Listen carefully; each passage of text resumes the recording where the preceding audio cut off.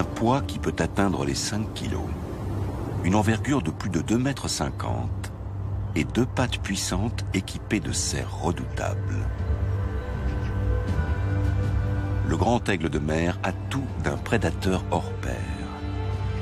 Cela fait de lui un symbole de force et de puissance, mais aussi un chasseur impitoyable.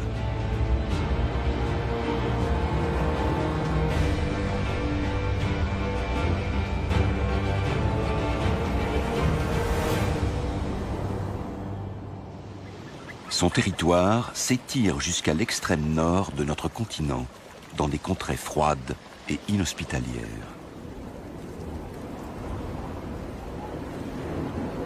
Ici, dans les régions glaciales de l'Europe, un nombre surprenant d'animaux bravent les rigueurs du climat, comme ce bœuf musqué, âgé de quelques jours seulement, et bien en sécurité auprès de sa mère. Les bœufs musqués ne sont pas une proie potentielle pour le grand aigle de mer. Le puissant rapace doit se contenter d'animaux plus dociles. Lorsqu'il chasse, il est constamment accompagné d'un groupe de corbeaux. Pour échapper à cette cour importune, l'aigle n'a pas d'autre choix que de s'envoler vers le large. En pleine mer, juste sous la surface de l'eau, la nourriture est très abondante, mais encore faut-il pouvoir l'attraper. Des millions de harengs parcourent les 1000 km qui les séparent de leur zone de frai située plus au sud.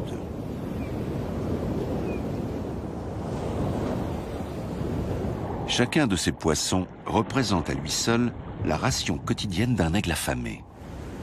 Mais le rapace n'est pas le seul à apprécier le hareng.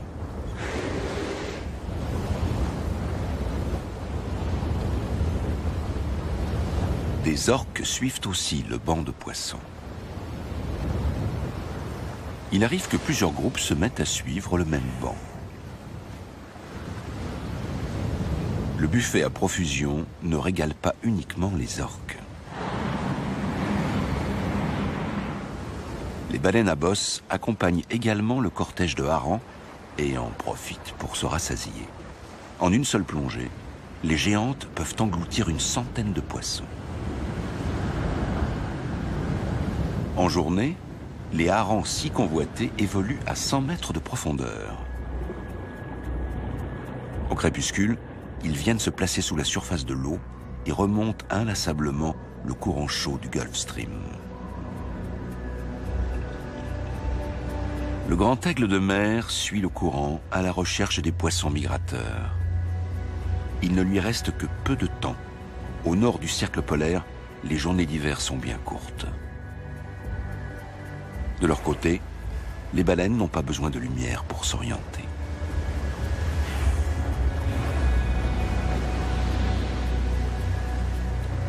Le souffle et le bruit des nageoires attirent les mouettes, toujours prêtes à jouer les pique-assiettes.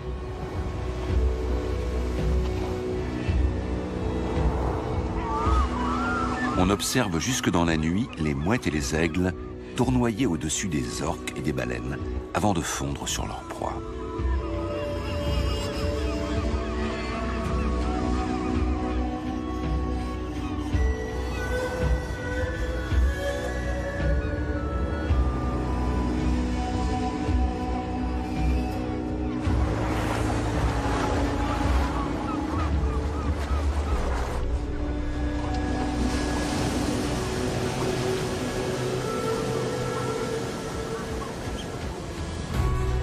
Du côté des oiseaux marins, on est peu regardant sur les bonnes manières.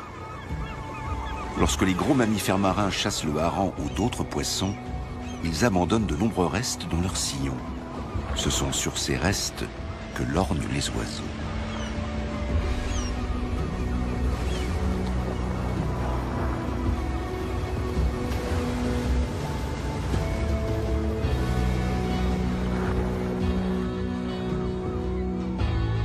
Les aigles gardent leur distance, tandis que les goélands argentés se précipitent dans la cohue et se disputent chaque poisson mort laissé par les baleines.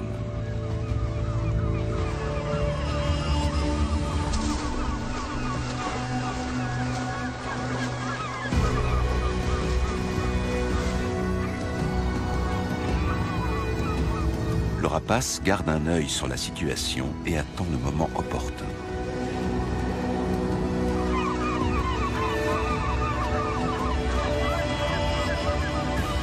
Trop occupés avec leurs semblables, les mouettes affamées passent à côté des meilleurs morceaux.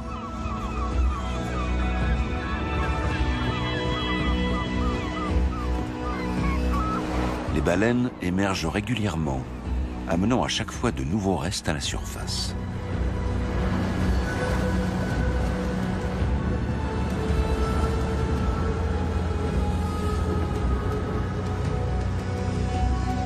Le moment est enfin venu pour l'aigle d'aller se servir.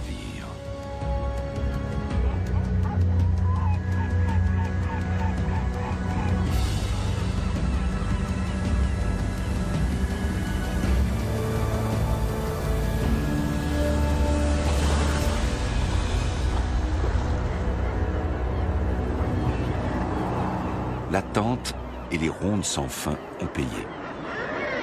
Un demi-kilo de poisson suffit à nourrir un aigle adulte.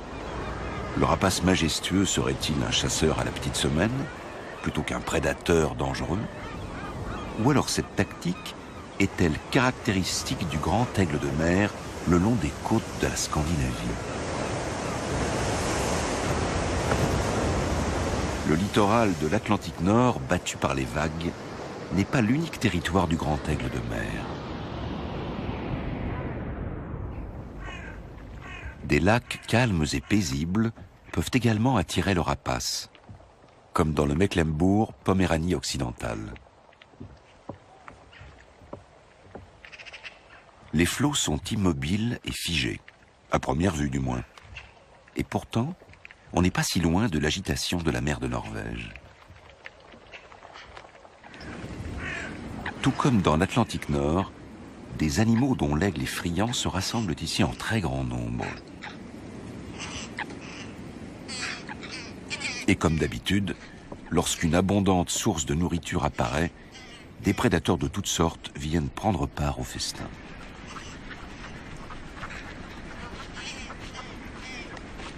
L'aigle s'approche prudemment des caquettements et des clapotis.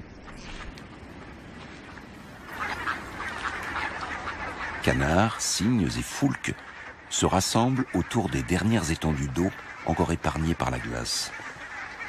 Plus la glace s'étendra, et plus les oiseaux aquatiques seront à l'étroit, littéralement pris au piège. Il n'y a plus grand-chose à manger par ici, et pourtant le peu de surface du lac encore épargné par la glace attire, comme par magie, les oiseaux aquatiques de toute la région. Des centaines de pattes palmées maintiennent l'eau en mouvement et empêchent qu'elle ne gèle entièrement. De plus, chaque oiseau se sent plus en sécurité au sein d'un groupe.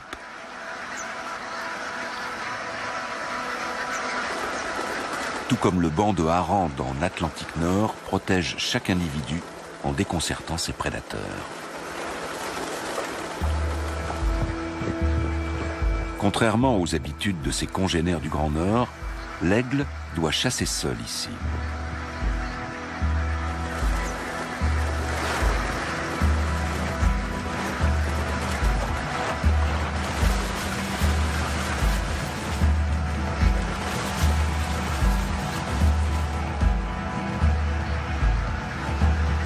Une fois adulte, le rapace à la queue blanche est un chasseur confirmé, mais saisir un oiseau aquatique n'est pas chose facile. Devant la colère du cygne, il est même contraint un instant de battre en retraite.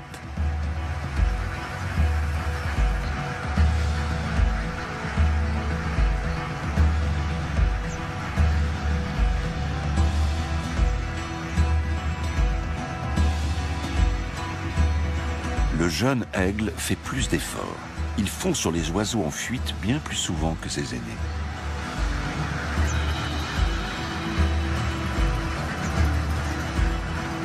Les aigles s'y prennent à plusieurs reprises. Ils s'envolent du rivage, tournoient au-dessus du trou d'eau et attendent le moment opportun.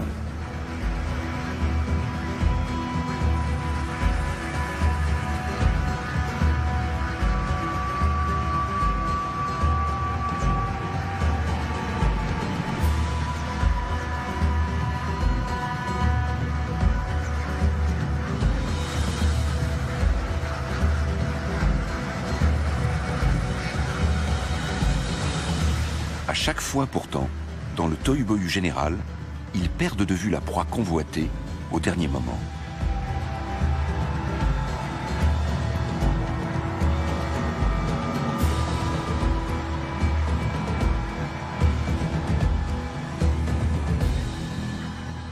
Une fois au sol, le grand aigle de mer n'effraie plus personne.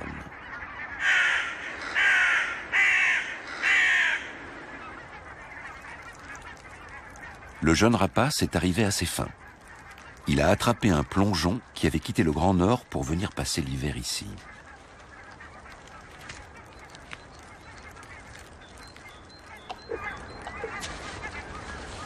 À cette saison, les grands corbeaux se soucient plus de leurs amours que de leur nourriture. Comme les humains, les corbeaux sont en général monogames. Bien avant la nidification, le couple resserre ses liens avec force gestes et palabres.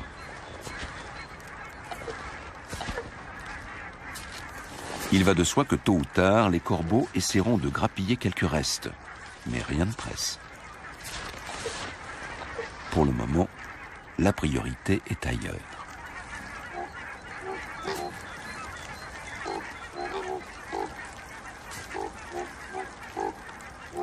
Le grand aigle de mer d'épaisse sa proie avec son bec qui lui sert de couvert. Il n'utilise ses serres que pour la maintenir en place. Les corbeaux ont obtenu du renfort et ils ont faim. Ils se montrent plus pressants afin que le rapace n'y passe pas la journée.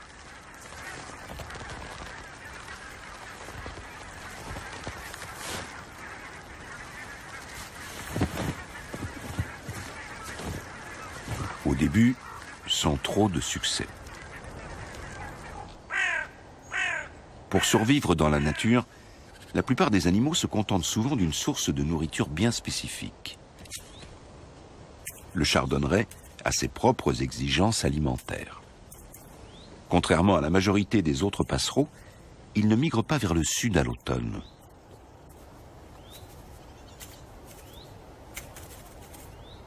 Grâce à un bec puissant et relativement effilé, il parvient à se nourrir de graines de plantes épineuses et notamment de graines de chardon, ce qui lui vaut son nom.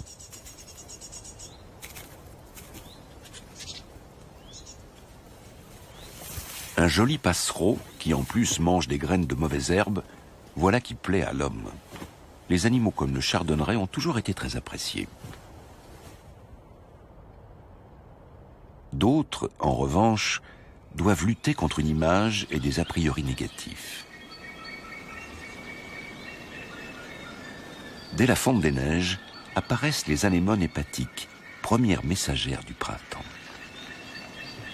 Autrefois, cette période de l'année résonnait des nombreuses parades nuptiales du grand aigle de mer, jusqu'à ce qu'il disparaisse presque complètement de nos forêts il y a une centaine d'années.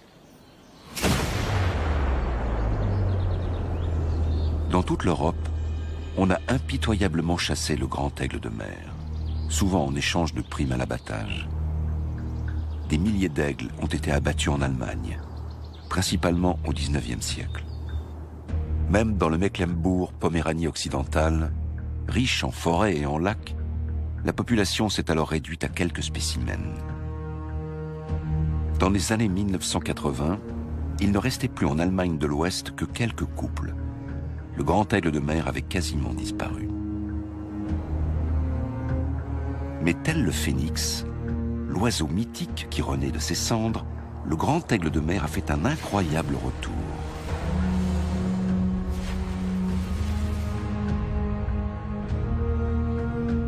Au XXe siècle, la protection de la nature s'est développée et la chasse à l'aigle a été interdite. Les populations de rapaces se sont dès lors reconstituées, mais pas au rythme escompté. Pour quelle raison ?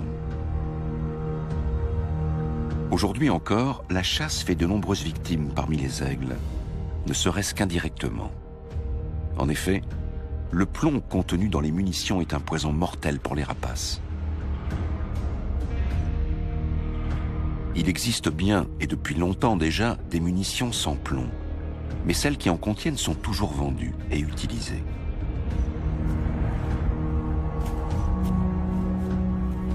Un animal abattu avec une cartouche au plomb représente un danger mortel pour un aigle.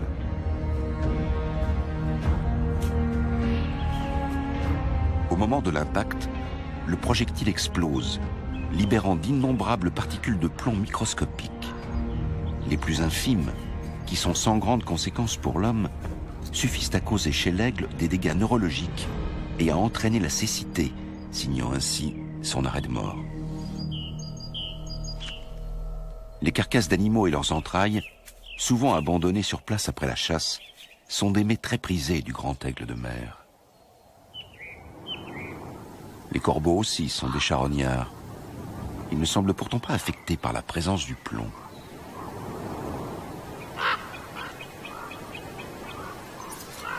Mais des dizaines d'aigles succombent chaque année parce que des chasseurs refusent de se passer de munitions au plomb.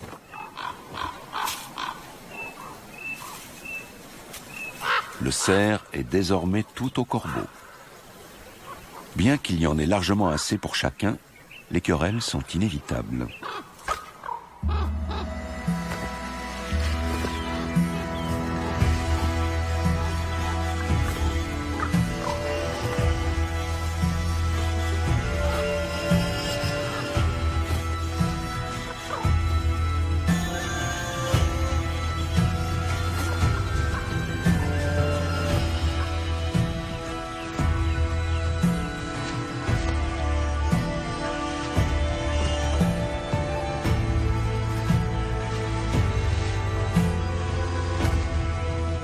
Les corbeaux aussi ont longtemps été chassés par l'homme, au point d'avoir presque disparu d'Europe centrale. À présent, ils reconquièrent progressivement leur ancien habitat.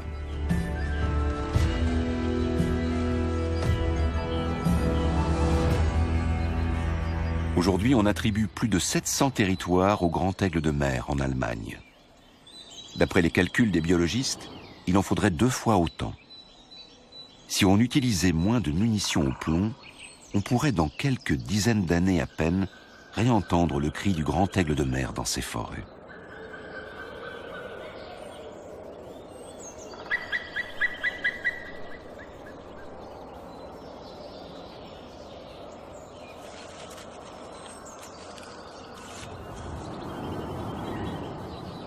Dès la fin du mois de mars, les aiglons éclosent. Les arbres sont encore bien nus et les rayons chauds du soleil de printemps n'ont aucune peine à atteindre l'air et à réchauffer la couvée. Même si le grand aigle de mer s'accommode de la présence de l'homme, son territoire de prédilection serait plutôt un savant mélange de bois, de lacs et de marais, loin des terres cultivées et de la civilisation. Des territoires que l'on trouve par exemple dans le nord de l'Europe. C'est dans ces régions que l'aigle a survécu, tandis que ses congénères du centre de l'Europe disparaissaient.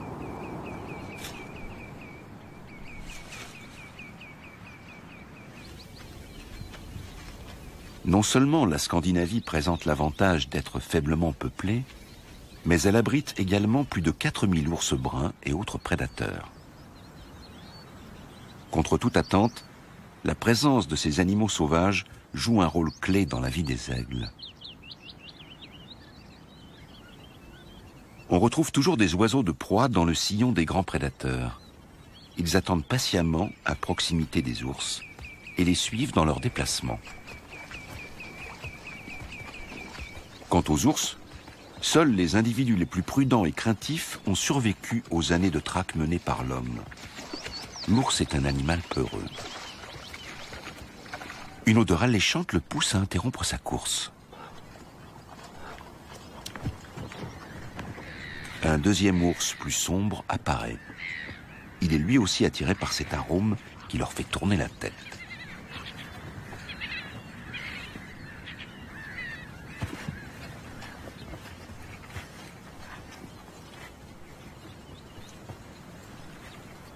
En été, au nord du cercle polaire, le soleil ne se couche jamais. Il fait clair toute la nuit et la vie s'écoule à un autre rythme, où chacun prend son temps.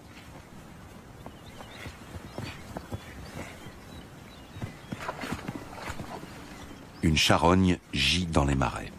Voilà ce qui attire les ours.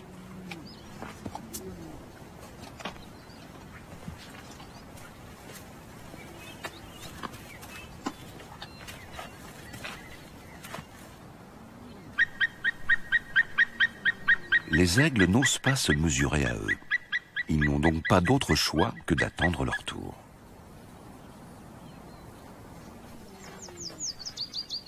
Les ours dévorent tout ce qu'ils peuvent de leur butin. Ils avalent jusqu'à 40 kilos de nourriture en un seul repas.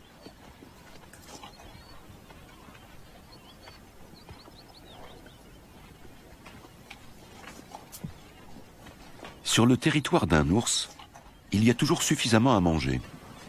Il est vrai que ces grands prédateurs sont plutôt végétariens, mais lorsque leur odorat développé leur signale une charogne, ils ne font pas les difficiles. C'est leur travail de dépeçage préalable qui rend ensuite la nourriture accessible aux autres animaux.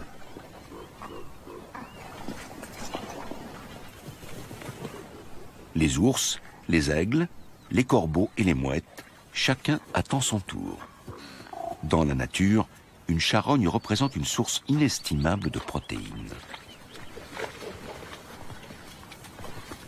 Ce n'est qu'au petit matin que le dernier ours décide de s'en aller, emportant avec lui quelques provisions.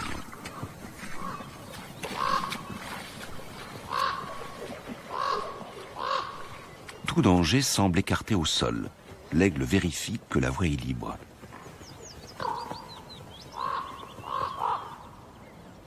Et il peut enfin entamer son petit déjeuner. Un vieil aigle approche prudemment à travers l'herbe à coton, toujours à l'affût du moindre mouvement. Puis vient son partenaire. Les aigles de mer sont monogames. Les couples passent toute l'année côte à côte. Ils dorment et mangent l'un auprès de l'autre. Une telle union peut durer jusqu'à 30 ans. Et ce couple n'en est pas à son premier dîner en tête-à-tête. On attribue plus volontiers le rôle de charognard aux vautours qu'aux aigles. Les rapaces économisent leurs efforts en se contentant des restes. Ainsi, ils prennent également moins de risques. Lors d'une chasse en rase-motte ou face à une proie qui se rebelle, l'oiseau peut se blesser.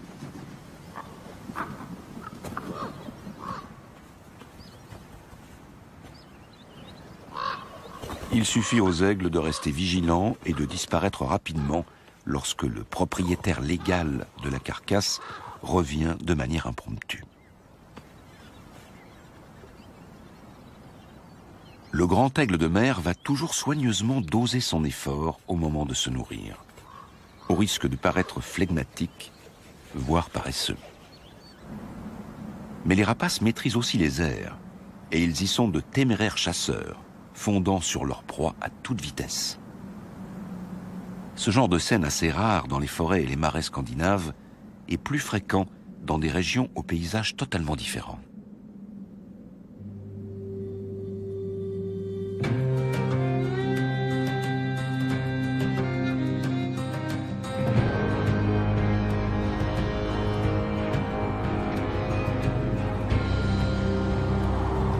Il faut aller sur les côtes d'Europe du Nord et au-delà du cercle polaire pour mesurer réellement les capacités d'adaptation du grand aigle de mer.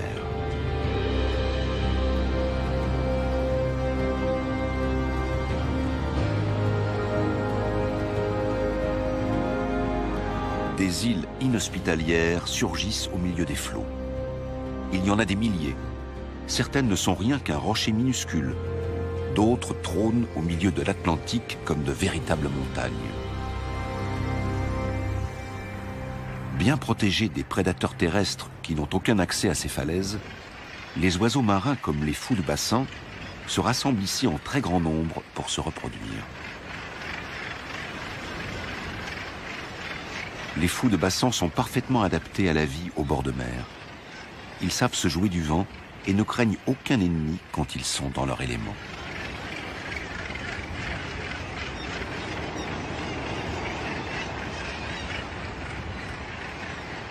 Il est un endroit où le grand aigle de mer et le fou de bassin se retrouvent régulièrement.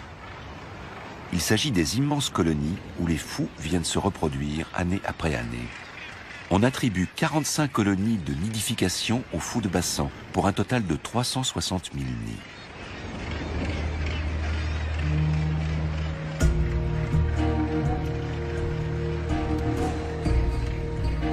Les fous de bassin sont bien plus vulnérables ici.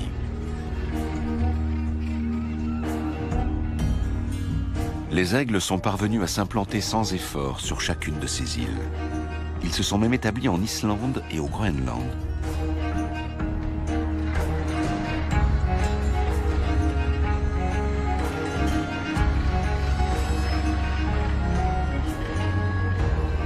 Ils patrouillent au-dessus de la falaise couverte d'oiseaux pendant des heures et observent leur manège.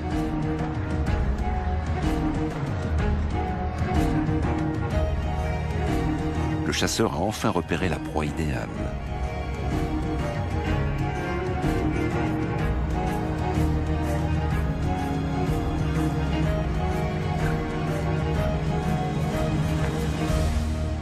Un fou qui avait baissé la garde.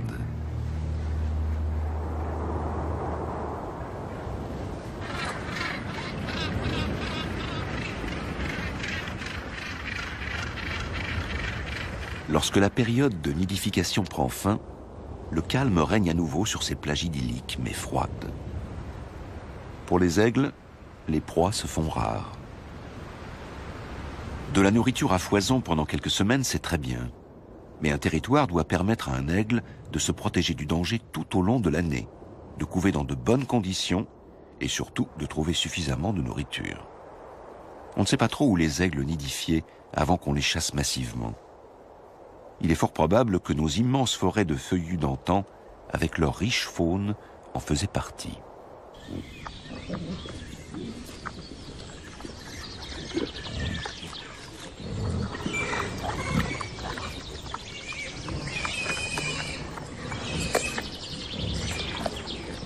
Les sangliers sont un peu trop gros pour les aigles, mais ils peuvent tout de même représenter un apport de protéines intéressant. Autrefois, les meutes de sangliers attiraient les grands prédateurs et les aigles n'avaient plus qu'à se servir.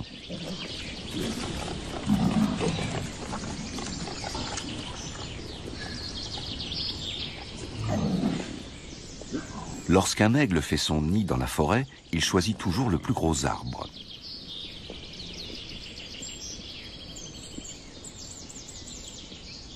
Il est vrai que l'air peut peser jusqu'à 500 kg et mesurer jusqu'à 2 mètres de diamètre.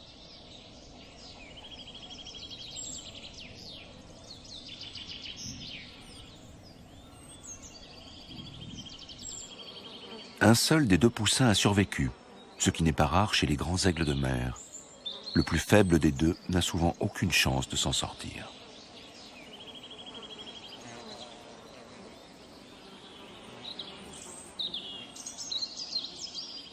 Contrairement aux sangliers, les aigles n'ont pas de prédateurs. Ainsi, une couvée d'un seul poussin à chaque saison suffit amplement à assurer la pérennité de l'espèce. Cela suffit aussi à faire croître la population d'aigles. Près de 100 ans après une éradication presque totale, ce phénix a colonisé la Hollande et le reste de l'Europe de l'Ouest depuis l'Allemagne.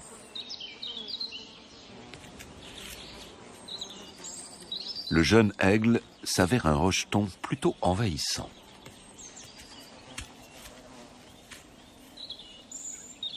Il a 70 jours et a déjà avalé pas moins de 50 kilos de viande et de poisson. Il va bientôt prendre son envol. Le grand aigle de mer peut atteindre 90 cm et la femelle peut peser jusqu'à 5 kilos.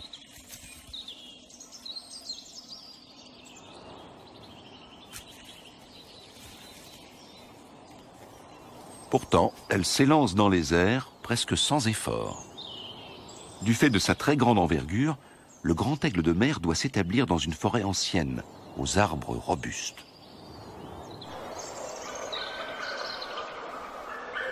Il faut aussi que l'emplacement ne soit pas trop éloigné d'une côte, d'un lac ou d'une rivière.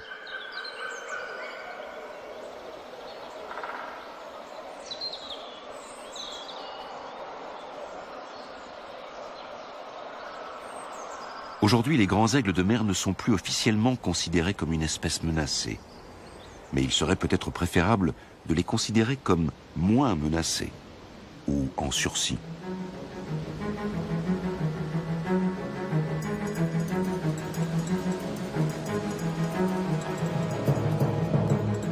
car un danger menace les aigles et les autres oiseaux, même dans les endroits les plus reculés.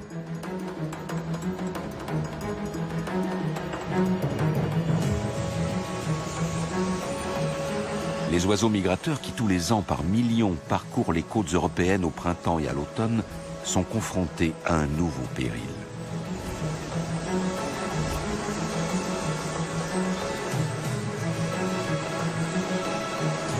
Les champs d'éoliennes sont l'emblème de la transition énergétique. Tout comme la culture de biomasse a précipité la disparition de certaines espèces, l'armée grandissante des hélices exige son tribut. Lorsqu'elles sont lancées à plein régime, les extrémités des pales peuvent atteindre les 300 km/h.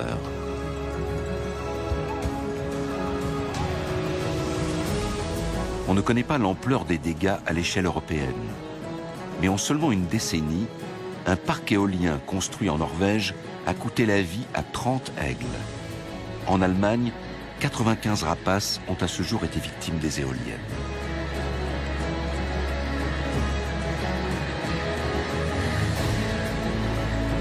Le choix de leur implantation doit être soigneusement étudié, ou alors la production d'énergie verte mettra en danger beaucoup d'autres oiseaux.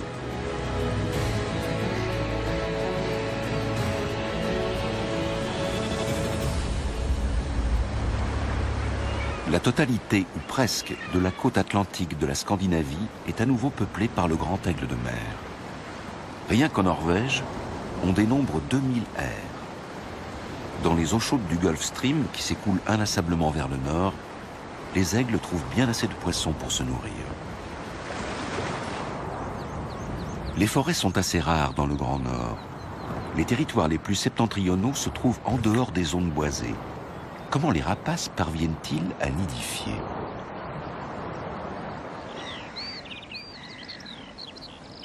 De nombreux aigles bâtissent leurs aires à même le sol. Sur les petites îles perdues dans la mer de Norvège, ils ne sont pas menacés par les ours ou les renards.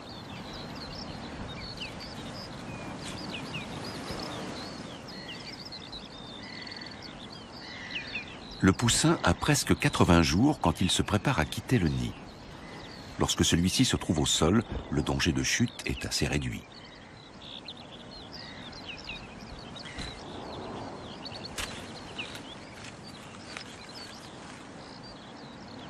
La mortalité des jeunes aigles est inférieure à celle des autres oiseaux de proie. Un aiglon sur 10 succombe au cours de sa première année, contre 1 sur 2 chez les buses.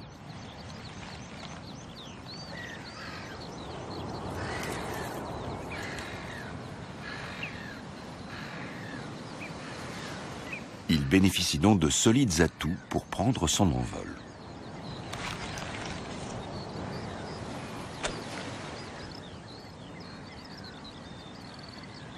Le juvénile est presque toujours seul. Les adultes viennent le nourrir 1 ou 2 fois par jour. Pour le reste, il est livré à lui-même et passe beaucoup de temps à renforcer les muscles qui lui permettront de voler. Personne n'a besoin de le lui enseigner. Il n'a qu'à suivre l'irrépressible besoin qu'il éprouve au fond de lui.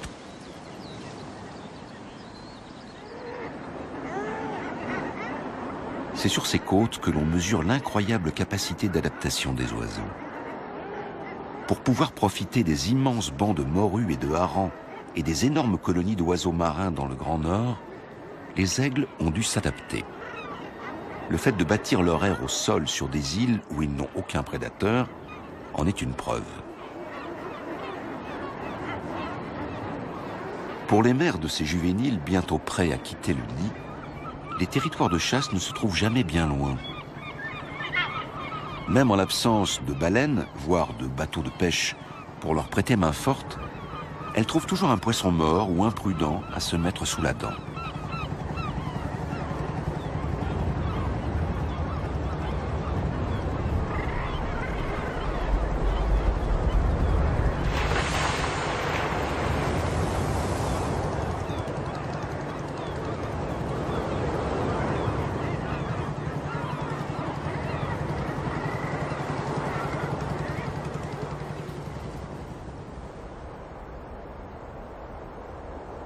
On recense des grands aigles de mer de l'Islande jusqu'au Japon. et la plupart d'entre eux nidifient non pas au sol, mais dans les arbres. En Allemagne, ils préfèrent les pins ou les hêtres.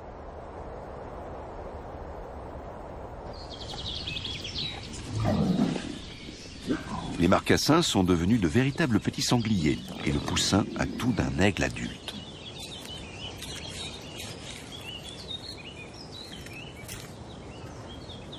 L'aigle adulte encourage inlassablement son rejeton à l'imiter et à quitter le nid.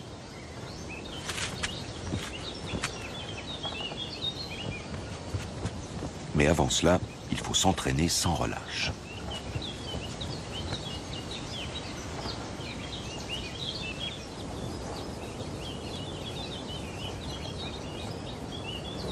Juste au moment où le juvénile va enfin quitter son aire à 30 mètres de hauteur, un spectacle naturel se déroule non loin de là, qui en fascinera plus d'un au cours des prochaines semaines.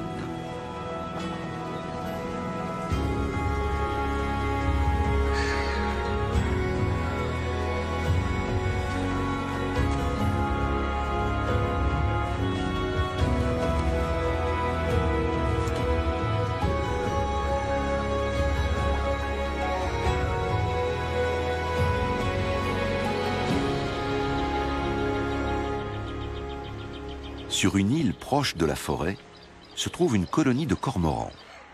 Quelques 1500 oiseaux noirs se rassemblent ici tous les ans pour nidifier.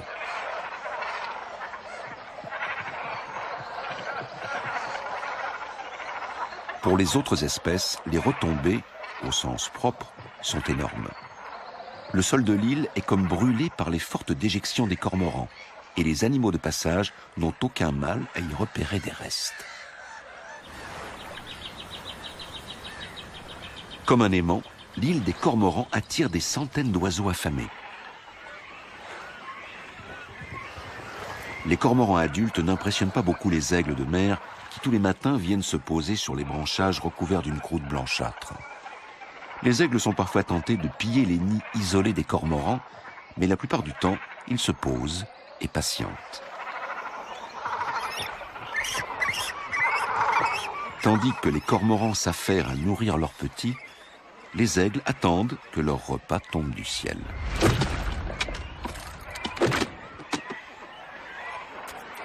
Une fois de plus, l'aigle s'emploie à faire bon usage des restes.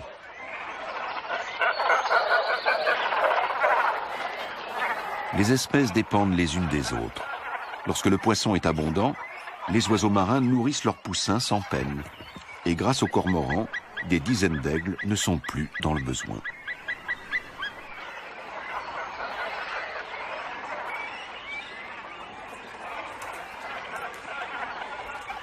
Ce n'est qu'un petit encap pour un oiseau de cette taille, mais il a été obtenu sans aucun effort.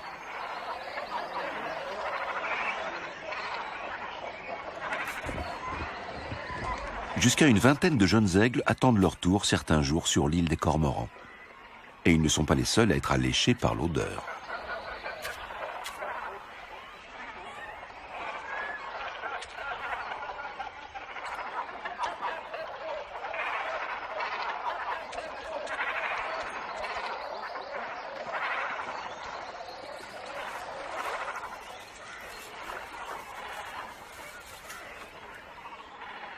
Le roi des mers se révèle en fait le roi de l'attente.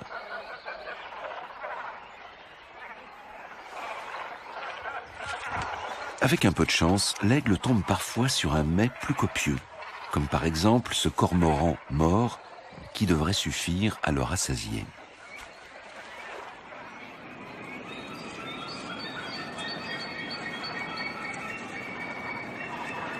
À première vue, on pourrait penser que les cormorans sont trop nombreux sur l'île. Mais que ce soit sur une lointaine île de l'Atlantique ou au bord des lacs de nos régions, le fait que certaines espèces d'oiseaux établissent d'importantes colonies en un endroit est la preuve que la nature y est préservée.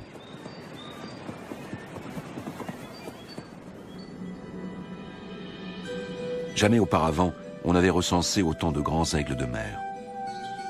Nous devons ce succès à l'engagement des protecteurs de la nature, des gardes forestiers et des chasseurs.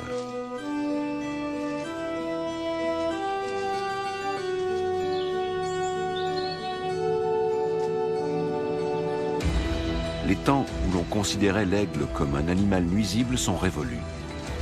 Les principales menaces pour les oiseaux de proie sont sous contrôle. Sans trop d'investissement, de nouvelles zones protégées peuvent être établies autour des arbres propices à la nidification.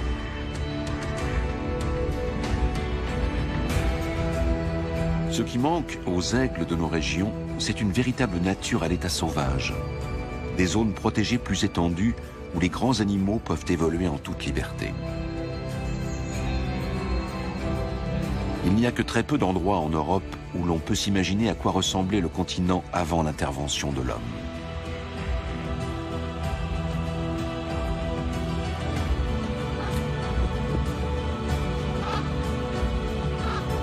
Un paysage où chaque espèce endémique a sa place, même celles qui ont été longtemps haïes et chassées.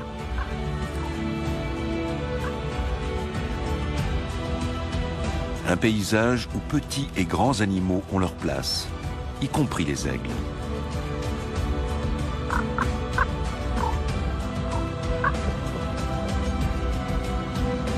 De tels endroits existent, dans les parcs nationaux par exemple, ou dans d'anciennes zones d'entraînement militaire désaffectées.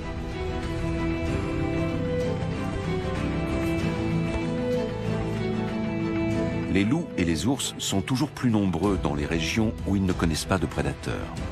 Si on leur permet d'y rester, chaque espèce en profitera.